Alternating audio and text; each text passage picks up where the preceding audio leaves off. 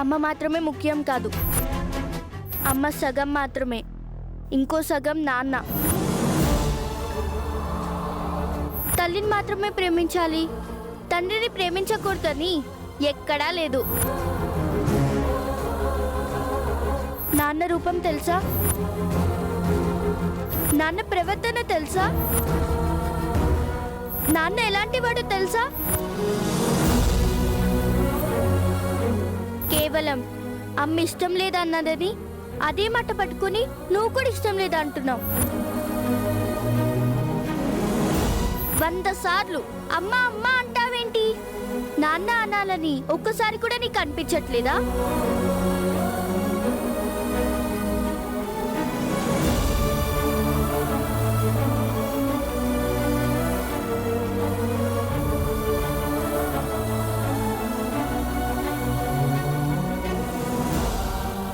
ఇక్కడేందుకు sir wait చేయడం?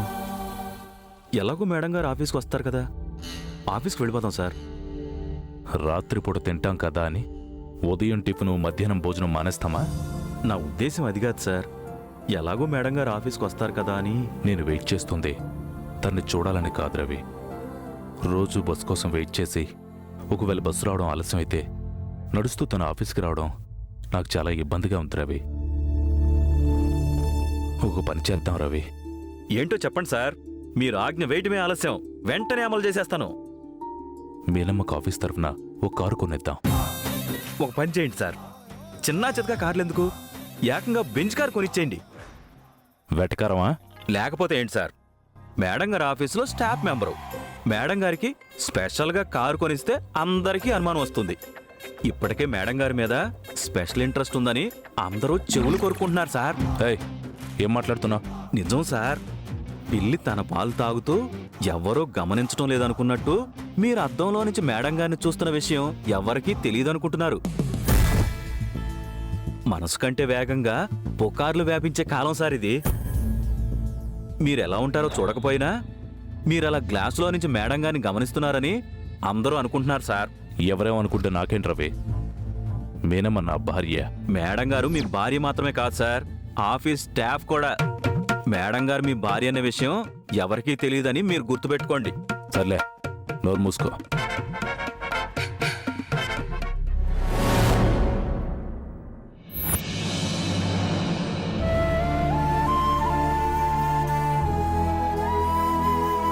Good morning అమ్మా.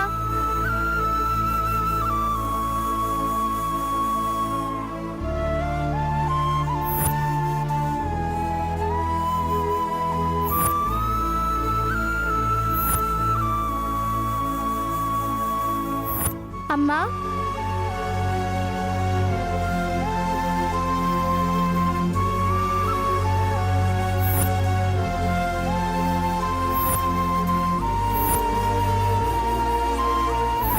Bye అమ్మా.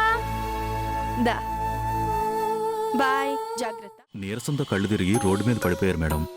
అదే సమయానికి నేను సార్ అటుగా వెళుతూ మిమ్మల్ని చూశాం. మా సారే మిమ్మల్ని తీసుకొచ్చి హాస్పిటల్లో జాయిన్ చేసింది.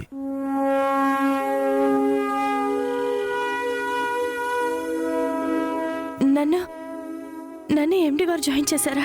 అవును మేడం. మేడం, నిన్నటి నుండి మీరు ఏమీ తినకపోవడం వల్ల మీకు ఇలా జరిగిందని డాక్టర్ గారు చెప్పారు. ఏదైనా ప్రాబ్లమా మేడం? అదేం లేదండి. పర్వాలేదు మేడం, ఏదైనా ఉంటే చెప్పండి. మీ ప్రాబ్లం ఏదైనా ఉంటే మా సార్ క్లియర్ చేస్తారు.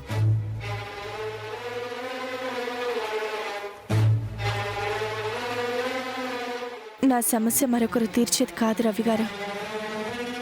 ఏదైనా సమస్య వస్తే పారిపోక ఎదురు తిరిగి పరిష్కరించుకోవాలి అంటారు. కానీ నా సమస్యని పరిష్కరించుకోలేను, అలానే దూరంగా పారిపోను లేను. జీవితాంతం ఇలా అనుభవించాల్సిందే. అదేంటి మేడం, పరిష్కారం లేని సమస్య అంటూ ఉంటుందా? ఆలోచిస్తే ఏదో ఒక మార్గం దొరుకుతుంది కదా.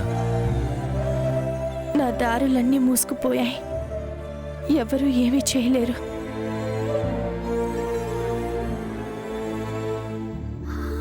రవి గారు, మీరు నాకు ఒక సహాయం చేస్తారా? చెప్పండి మేడం. మనం కష్టాలు చెప్పుకుంటేనే, కోరికలు కోరితేనే ఆ భగవంతుడు మనల్ని కరుణిస్తాడు. కానీ ఆ దేవుడు ఎప్పుడు మన కంటికి కనిపించాడు. అలాగే మన ఎండి గారు కూడా మాకు కనపడకుండానే మమ్మల్ని కరుణిస్తున్నాడు. ప్రతి క్షణం మాకు తోడుగా నీడలా వెన్నంటే ఉంటూ మా సమస్యలన్నీ తీరుస్తున్నారు. అలాంటి మానవ రూపంలో ఉన్న దేవుణ్ణి ఒక్కసారి కలిసే అదృష్టాన్ని నాకు కల్పించండి రవి గారు. ఒక్కసారి ఎండి గారితో మాట్లాడే అవకాశాన్ని నాకు కల్పించండి.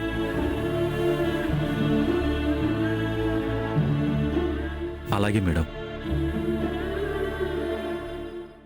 సార్, మేడంని తీసుకెళ్ళిపోవచ్చు. అలాగే సార్. మేడం, మీకు ఏ ప్రాబ్లం లేదు. రెస్ట్ తీసుకుంటే సరిపోతుంది. Thank you doctor.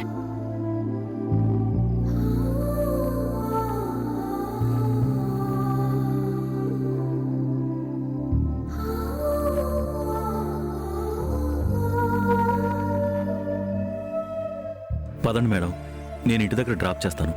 వద్దు రవి గారు, నేను వెళ్తాను. అది కాదు మేడం, మీరు నీరసంగా ఉన్నారు. నేను డ్రాప్ చేస్తాను మేడం. పర్వాలేదు రవి గారు, నేను వెళ్ళగలను.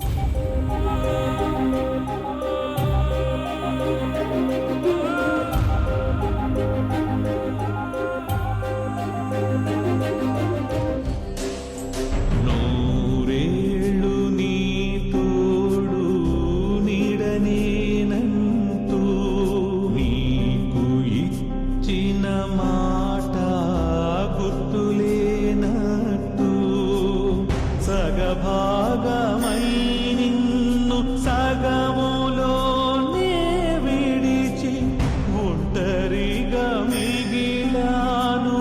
నన్ను నేనే మరచి కళ్ళ ముందే గాలుతోంది నా ప్రాణం. నాడు నేడి మంటే మిగిలింది సాక్ష్యం. నువ్వు లేవు, నా నువ్వు లేవు, నన్ను నిన్నుగా మార్చి వెళ్ళినావు. నువ్వు లేవు, నా నువ్వు లేవు, నిన్ను నిన్నుగా తెచ్చి ఇవ్వలే. నా సమస్య మరొకరు తీర్చేది కాదు రవి గారు. గల్యం తంతునానే ఏదైనా సమస్య వస్తే పారిపోక ఎదురు తిరిగి పరిష్కరించుకోవాలి అంటారు. కానీ నా సమస్యని పరిష్కరించుకోలేను, అలా అని దూరంగా పారిపోను లేను. నా దారులన్నీ మూసుకుపోయాయి, ఎవరూ ఏమీ చేయలేరు.